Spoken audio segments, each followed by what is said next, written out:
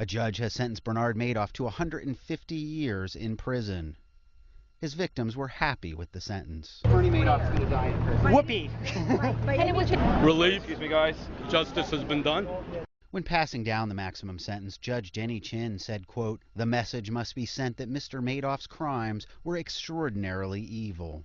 I didn't applaud, but I felt the applause, and my feeling was that I felt the judge was very thoughtful in his decision, and I felt that he weighed both sides, and he wanted to send a message, and the message was clear, that somebody that perpetuates this kind of fraud really deserves the maximum kind of sentence, and he'll end up dying in prison, and that's the way it should happen.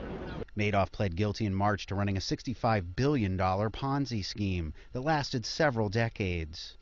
He tricked government regulators all the while into believing he ran a legitimate investment firm. Madoff fleeced thousands of people, including close friends and charities.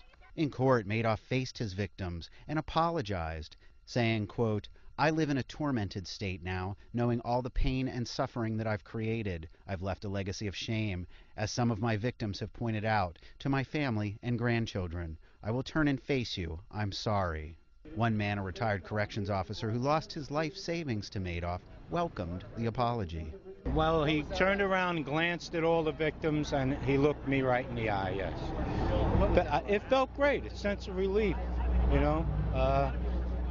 He's a man, just as most, men are, and women, and he did what he thought was right. He turned, at least this time, he turned around to us. Others were not impressed with Madoff saying he was sorry.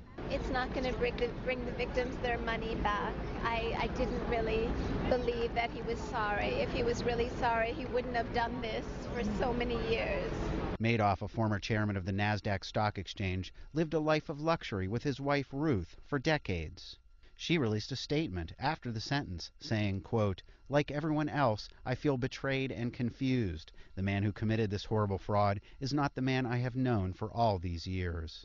The government is seizing Madoff's multi-million-dollar assets, including bank accounts and homes all over the world, although his wife is being allowed to keep $2.5 million. Neither Madoff's wife nor his children came to today's sentencing. Ted Shaffrey, The Associated Press, reporting from Manhattan Federal Court in New York.